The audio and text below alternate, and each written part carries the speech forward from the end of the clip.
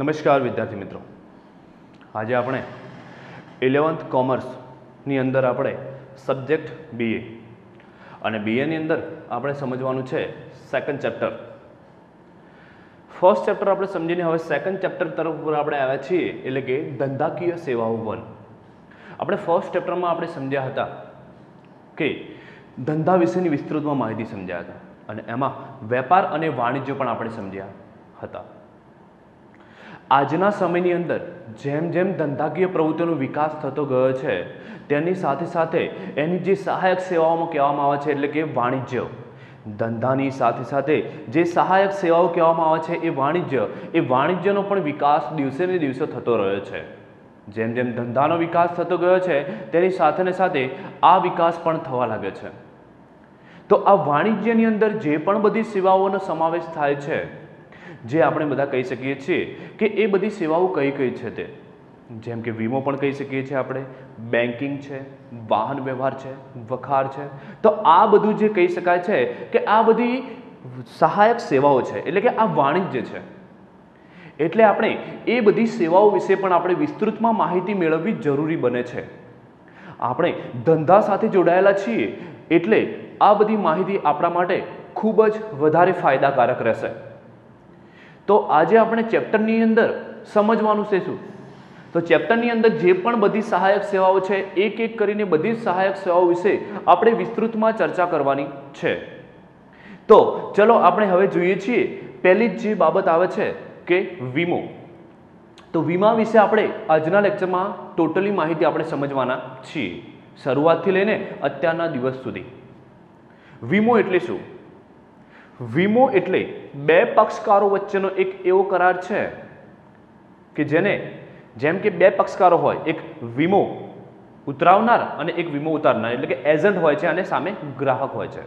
તો એજન્ટ ગ્રાહકને એક એવો વિશ્વાસ આપે છે કે તમારે જે તે જોખમ આવશે, એટલે કે જોખમ ઉપર વીમો લઈ શકાય એટલું યાદ રાખવાનું કે જે તે જોખમ અનુસાર એનું જે તે નુકસાન થશે તો તમને વીમા કંપની જે તે વળતર તમને આપશે.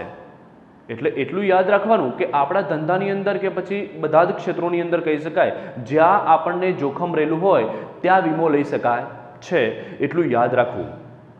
વીમો એ નફો કરવાની પ્રવૃત્તિ નથી, પણ એક પ્રકારનું ખાલે જે કહી શકાય કે આપણને જે નુકસાન વળતર આપણને આપે છે કંપની, કે આપણને કોઈ પણ ક્ષેત્રની અંદર કોઈ પણ જગ્યા ઉપર આપણે વીમો લીધેલો હોય અને એનું આકસ્મિક રીતે કોઈ પણ કારણોસર એનું નુકસાન થઈ જાય તો એ નુકસાનનું વળતર વીમા કંપની આપણને આપે છે, બરોબર છે?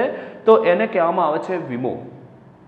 વીમાની અંદર આપણે શું હોય છે કે વીમો જ્યારે આપણે ઉતરાવીએ છીએ ત્યારે એના જે આપણે ઇન્સ્ટોલમેન્ટ ભરવાના હોય છે, એટલે કે હપ્તા આપણે ભરવાના હોય છે, એને કહેવામાં આવે છે વીમા પ્રીમિયમ કહેવામાં આવતું હોય છે. એ પ્રીમિયમ આપણે જે તે નક્કી કરેલું હોય એ રીતે આપણે ભરવું પડતું હોય છે. બીજી એની અંદર આપણે વાત કરવાની હોય છે કે જ્યારે પણ આપણે વીમો ઉતરાવીએ છીએ ત્યારે જે તે વીમા કંપનીનો જે એજન્ટ આપણો વીમો ઉતારતો હોય છે તો એ આપણને એક લેખિત કરાર ઉપર લખીને આપે છે કે જે તે નુકસાન અનુસાર આપણને આટલું વળતર મળવાપાત્ર રહેશે. એ બધી જ માહિતી એ પેજમાં લખેલી હોય છે, જે તમને એક ફાઇલ આપવામાં આવે છે અને એ ફાઇલની અંદર જે પહેલું જ પેજ જે લખેલું હોય છે, બરોબર છે, એ બધી તમામ પ્રકારની ડિટેલ્સ લખેલી હોય છે કે જે તે વસ્તુનો કે ક્ષેત્રનો જે પણ વીમો છે, વીમો બરોબર છે, એ કેટલાનો વીમો છે, એના ઉપર મળવાપાત્ર રાહત કેટલી રહેશે, કયા નુકસાન કે કયા જોખમ અનુસાર તમને વળતર મળશે, એ બધી જ બાબતો અંદર લખેલી હોય છે. તો એ વીમા વિશેની તમામ પ્રકારની જે બાબતો પહેલા પેજમાં લખેલી હોય છે એને શું કહેવામાં આવે છે? વીમા કરાર કહેવામાં આવે છે. વીમા કરાર કહેવામાં આવે છે. તો તમારે આટલું યાદ રાખવાનું રહેશે.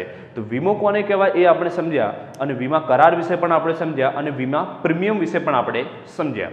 હવે તમારે એના પછી જે આવે છે એના જે સિદ્ધાંતો છે એ સિદ્ધાંતો વિશે આપણે વિસ્તૃતમાં ચર્ચા કરવાની છે. તો જે સિદ્ધાંતો છે વીમાના સિદ્ધાંત, એ સિદ્ધાંતોની અંદર પહેલો જ સિદ્ધાંત આવે છે સંપૂર્ણ ભરોસાનો સિદ્ધાંત. વીમો એક એવી પ્રક્રિયા છે કે એક એવી બાબત છે કે જે વિશ્વાસ ઉપર ચાલે છે, ભરોસા ઉપર ચાલે છે. સામેવાળો જે કંપનીનો એજન્ટ છે એની જોડે જ્યારે આપણે વીમો લેતા હોઈએ છીએ ત્યારે એ આપણને એક પ્રકારનો વિશ્વાસ અપાવે છે કે કંપની તમને જે તે જોખમ કે નુકસાન કારણોસર તમને મળવાપાત્ર રાહત કેટલી રહેશે એ બધી જ બાબત આપણને સમજાવે છે. એટલે એ કંપની જે પણ માહિતી હોય છે તમામ પ્રકારની આપણને માહિતી સમજાવતો હોય છે અને એ માહિતી સમજી અને આપણે એ જે તે કંપનીનો આપણે વીમો લેતા હોઈએ છીએ. પણ ઘણીવાર શું થાય છે તો માર્કેટની અંદર ઘણી બધી ફ્રોડ કંપનીઓ પણ છે કે જે એજન્ટો આપણને જે જરૂરી માહિતી છે એ જરૂરી માહિતી આપણાથી છુપાવતા હોય છે અને પછી જ્યારે ભવિષ્યમાં જ્યારે એ વીમો જ્યારે પાસ થવા ઉપર આવે ત્યારે એ લોકો આપણને ઘણા બધા બહાના બતાવતા હોય છે કે એ માહિતી આપણને આપેલી હોતી નથી. પછી આપણને ખબર પડે છે કે ટૂંકમાં આવું થઈ શકે છે. તો ત્યારે એ કંપનીએ શું કર્યું કહેવાય કે એ વીમા એજન્ટ જે છે એને જરૂરી માહિતી આપણી સામે છુપાવી છે. એટલા માટે એ જે કહી શકાય કે આ સંપૂર્ણ ભરોસાનો જે સિદ્ધાંત છે એનો ભંગ થાય છે. એટલે કે એ વીમા કરારનો જે કહી શકાય કે વીમા કરારમાં એક દગો થઈ ગયો એવું કહેવામાં આવે છે. તો આ એક ભરોસા ઉપર ચાલે છે એટલે જે તે કંપનીએ સંપૂર્ણ ભરોસાનો સિદ્ધાંત સાચવવો જરૂરી બને છે. તો જ ગ્રાહકોને જે તે કંપની ઉપર વિશ્વાસ ટકી રહેશે અને વિશ્વસનીયતા એ કંપનીની ટકી રહેશે. એટલે પહેલો સિદ્ધાંત આ છે. એના પછી આપણે જોવાનું છે નુકસાન વળતરનો સિદ્ધાંત.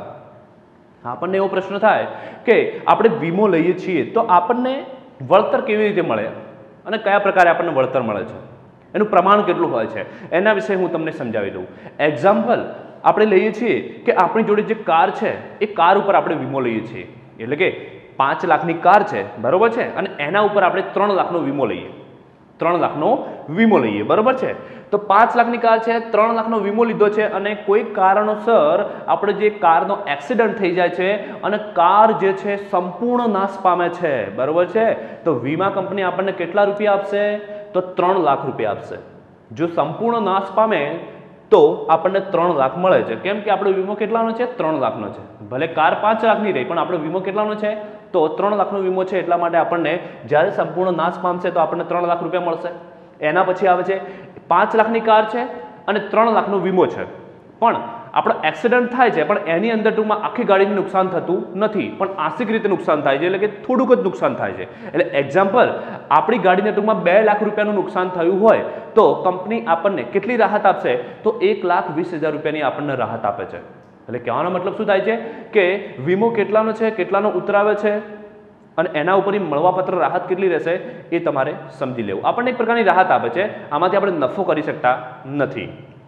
હવે 5 લાખની આપણી કાર છે અને 5 લાખનો આપણો વીમો છે. 5 લાખની કાર છે ને 5 લાખનો વીમો આપણે ઉતરાવે છે બરોબર છે. અને કોઈ પણ એક્સિડન્ટ કે આકસ્મિક સંજોગ અનુસાર આપણી કાર સંપૂર્ણ નાશ પામે છે તો કંપની આપણને 5 લાખ રૂપિયા આપણને આપી દેશે. કેમ કે 5 લાખની કાર હતી ને 5 લાખનો એની સાથે વીમો હતો એટલા માટે આપણને મળવાપાત્ર રાહત કેટલી રહેશે 5 લાખ રૂપિયા. પણ એ કાર સંપૂર્ણ નાશ પામવી જોઈએ કે ફરીથી એનો ઉપયોગ ના કરી શકાય બરોબર છે. તો એવી એની જે સિચ્યુએશન થઈ હોય ત્યારે કંપની આપણને 5 લાખ રૂપિયા આપણને આપશે. તો આપણને જે વીમો આપણે ઉતરાવીએ છીએ તો એના ઉપર મળવાપાત્ર રાહત કેટલી રહેશે બરોબર છે એના વિશે આપણે સમજાય. એટલે કે આને કહેવાય નુકસાન વળતરનો સિદ્ધાંત કહેવામાં આવે છે કે આપણને નુકસાન કેટલું થશે અને મળવાપાત્ર રાહત કેટલી રહેશે તે. તો ચલો એના પછીનો આપણે સિદ્ધાંત સમજવાનો છે વીમા યોગ્ય હિતનો સિદ્ધાંત. વીમા યોગ્ય હિતનો સિદ્ધાંત કે તમે વીમો કઈ કઈ વસ્તુ ઉપર તમે લઈ શકો છો તે. તો એટલી બાબત યાદ રાખવાની કે જે વસ્તુ આપણી પોતાની માલિકીની હોય ને કે જેની અંદર આપણું પોતાનું આર્થિક હિત રહેલું હોય તો એવી વસ્તુ ઉપર આપણે વીમો લઈ શકીએ છીએ. કોઈ પણ વસ્તુ ઉપર કે બીજાની વસ્તુ ઉપર આપણે વીમો લઈ શકતા નથી. એક્ઝામ્પલ આપણે કોઈના ઘરની અંદર ટૂંકમાં આપણે રેન્ટ ઉપર રહેતા હોઈએ બરોબર છે. કોઈના ઘરમાં આપણે રેન્ટ ઉપર રહીએ છીએ તો પછી એ ઘર ઉપર આપણે વીમો લઈ શકતા નથી. કેમ કે એની અંદર આપણું આર્થિક હિત રહેલું નથી. કેમ કે આપણી પોતાની પ્રોપર્ટી છે નહીં. એટલે હંમેશા એટલું યાદ રાખવું કે જે આપણી પોતાની પ્રોપર્ટી હોય અને જે તે બાબતની અંદર આપણું પોતાનું આર્થિક હિત રહેલું હોય તો જ તમે એ વસ્તુ ઉપર વીમો લઈ શકો છો. એના પછી આવે છે હકના બદલાનો સિદ્ધાંત. હકના બદલાનો સિદ્ધાંત એટલે કે આપણે કારની વાત કરી હતી બરોબર છે કે આપણે 5 લાખની કાર છે અને 5 લાખનો વીમો છે અને આપણો ટૂંકમાં એક્સિડન્ટ થાય છે, કાર સંપૂર્ણ નાશ પામે છે તો વીમા કંપની આપણને 5 લાખ રૂપિયા તો આપી દે છે પણ એ જે તે ભંગાર કહેવાય કે પછી જે તે વધેલી વસ્તુ કહેવામાં આવે છે બરોબર છે એનો હક આપણો લાગતો નથી. એ વીમા કંપની લઈ જાય છે. એટલે કે તમારો જ્યારે વીમો પાસ થઈ જાય ત્યારે નુકસાન થયેલી જે પણ ચીજ વસ્તુ હોય જે સંપૂર્ણ નાશ થયું હોય તો બરોબર છે તો એ જે તે વસ્તુની માલિકી કોની લાગશે વીમા કંપનીની લાગશે. પછી ભંગાર હોય કે પછી ગમે તે હોય બરોબર છે એ માલિકી કોની લાગશે કંપનીની લાગે છે. એના ઉપર આપણો હક રહેતો નથી. આપણને તો ખાલી 5 લાખ રૂપિયા મળી જતા હોય છે। તો એને કહેવામાં આવે છે હકના બદલાનો સિદ્ધાંત, કે આપણો હક ક્યાં સુધી રહે છે તે। તો આ બધા સિદ્ધાંતો આપણે સમજ્યા કે વીમો કોને કહેવાય, એના સિદ્ધાંતો કયા કયા હોય છે, એ સિદ્ધાંતો વિશે આપણે સમજ્યા, બરોબર છે। હવે આપણે એના પછી સાઈડમાં આપણે જોઈશું કે વીમાના પ્રકારો। તો વીમાના પ્રકારોની અંદર બે પ્રકાર આવે છે, એક તો જીવન વીમો છે અને સામાન્ય વીમો છે। તમે આ બધા વીમા વિશે ઘણી બધી માહિતી તમારી જોડે હશે પણ, અને તમારા વીમા પણ હશે, બરોબર છે। તો ચલો આપણે જોઈએ હવે વિસ્તૃતમાં કે કયા વીમાને શું કહેવામાં આવે છે તે। તો વીમાના પ્રકારોની અંદર પહેલો પ્રકાર છે જીવન વીમો, અને જીવન વીમાની અંદર બે પ્રકાર પડે છે, એક તો આવે છે જિંદગીનો વીમો અને બીજો આવે છે હયાતીનો વીમો। તો આ જિંદગીનો વીમો એટલે શું? તો જિંદગીનો વીમો એ હું તમને સમજાવી દઉં કે જિંદગીનો વીમો એટલે વ્યક્તિ એટલે કે આપણે છીએ, બરોબર છે। તો આપણી જે આપણા વારસદાર જે હોય છે, આપણે ટૂંકમાં જે આપણા બાળકો હોય છે એમની સેફટી માટે આપણે આ વીમો લેતા હોઈએ છીએ કે ભવિષ્યની અંદર આપણને કદાચ કંઈ થઈ જાય, બરોબર છે, તો આપણા બાળકોને આ આર્થિક સહાય મળે છે।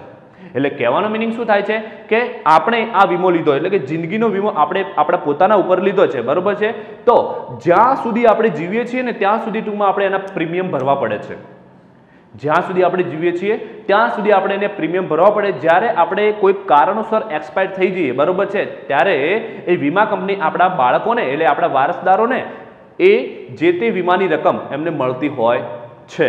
એને કહેવામાં આવે છે જિંદગીનો વીમો। એટલે સમજી લેવાનું કે જે તે વ્યક્તિ આ વીમો લે તો એ પૈસા એ દેખવા રહેતો નથી, એના બાળ બચ્ચાઓને એટલે કે એના વારસદારોને મળતું હોય છે, જેને જિંદગીનો વીમો કહેવામાં આવે છે।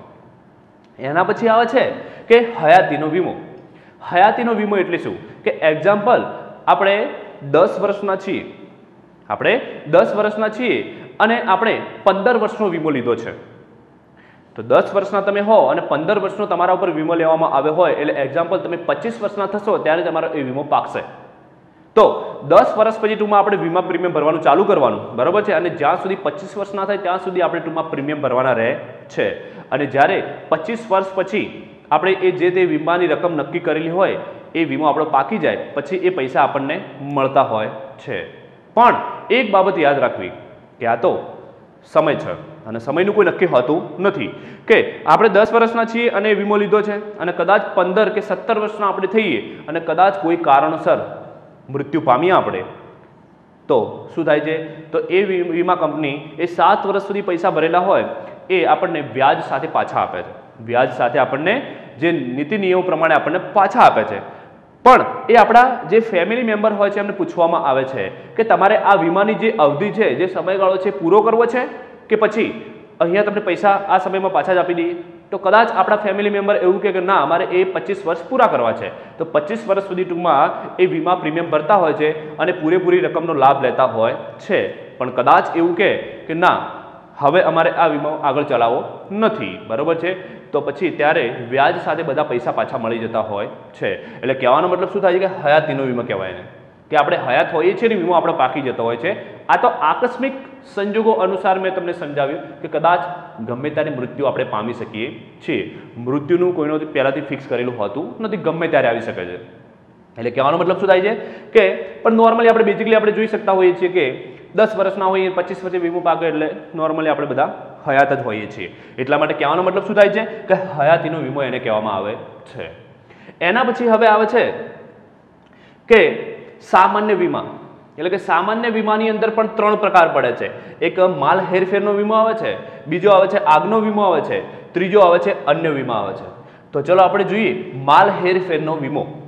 તો આપણે એક જગ્યાએથી બીજી જગ્યાએ માલ સામાન આપણે હેરફેર કરતા હોઈએ છીએ ત્યારે એ માલ સામાનની અંદર ટૂંકમાં આપણને નુકસાન રહેલું છે કે ટૂંકમાં એની અંદર આપણને ભય રહેલો હોય છે, તો ત્યારે આપણે એની ઉપર વીમો લઈ શકતા હોઈએ છીએ। તો એની અંદર પણ 3 પ્રકાર પડે છે। એક આવે છે દરિયાઈ વીમો આવે છે કે દરિયાઈની અંદર ટૂંકમાં આપણે કોઈ માલ સામાન હેરફેર કરી રહ્યા હોય, એક દેશથી બીજા દેશમાં આપણે માલ સામાનની સપ્લાય કરતા હોઈએ તો એના ઉપર પણ વીમો લઈ શકાય છે, જેને કહેવામાં આવે છે દરિયાઈ વીમો।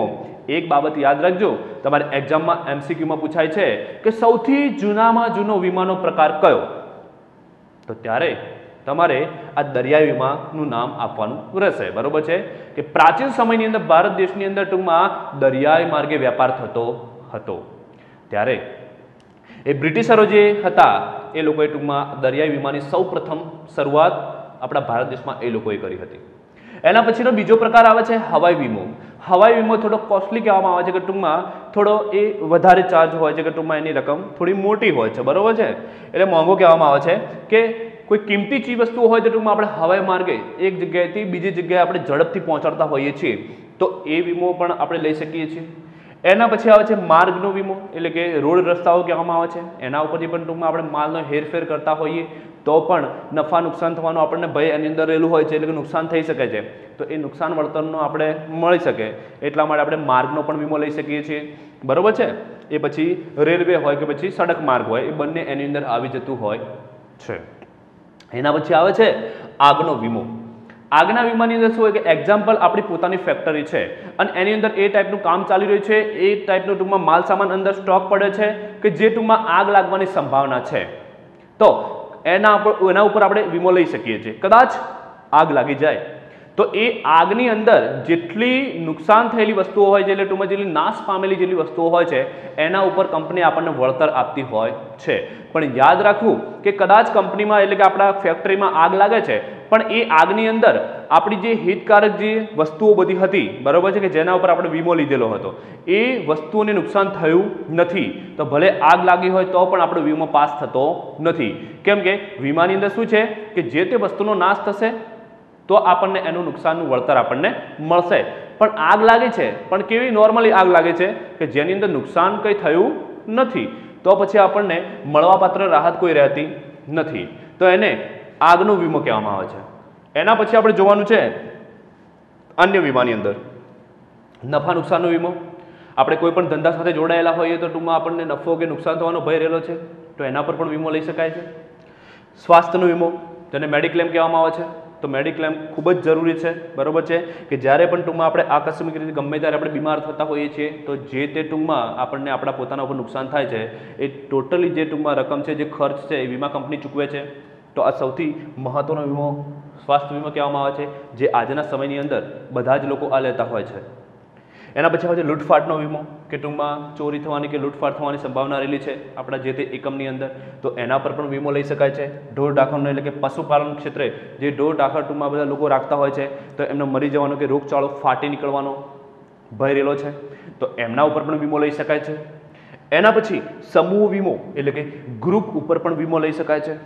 એના પછી આવે છે રમતગમતનો વીમો, એટલે કે સ્પોર્ટની અંદર એટલે કે રમતગમત ક્ષેત્રે ટૂંકમાં જે પણ બધા પ્લેયર્સ હોય છે, એ પ્લેયર્સ ટૂંકમાં બહુ મોટા વીમા લેતા હોય, કરોડોની અંદર એ લોકો વીમા લેતા હોય. જેમ કે ફૂટબોલર છે તો ટૂંકમાં પગનો વીમો લે છે, ક્રિકેટર છે તો ટૂંકમાં હાથનો કે ટૂંકમાં આંખનો વીમો લે છે.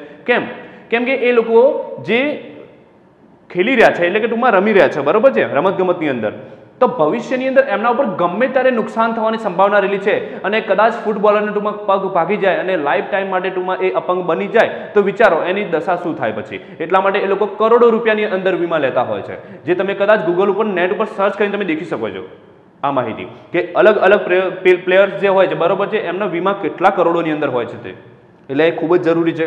વાહનનો વીમો, એટલે કે એક્સિડન્ટ થવાનો ભય રહેલો તો એના ઉપર પણ વીમો લઈ શકાય. પોતાની ક્રેડિટ ઉપર પણ વીમો લઈ શકાય છે, ધંધાની ક્રેડિટ ઉપર પણ વીમો લઈ શકાય છે. ત્રાહિત પક્ષ, કે કોઈ આપણને ત્રાસ આપી રહ્યું હોય, બરોબર છે, તો એના ઉપર પણ વીમો લઈ શકાય છે. છેતરપિંડી, આપણી સાથે ટૂંકમાં ધંધાની અંદર છેતરપિંડી આપણી જોડે થઈ જાય તો એના ઉપર પણ જે કહી શકાય કે વીમો લઈ શકાય છે. પછી એક્સિડન્ટ થાય તો એક્સિડન્ટનો પણ વીમો હોય છે, જે તે નુકસાન થયું હોય તો કંપની આપણને વળતર ચૂકવે છે. કુદરતી આપત્તિઓ, કુદરતી આપત્તિ કેવી વસ્તુ છે, ગમે ત્યારે કુદરતી આપત્તિ આવે છે, તો કુદરતી આપત્તિ સમય અનુસાર જે તે આપણને નુકસાન થાય છે તો એ આપણને રાહત મળવાપાત્ર છે.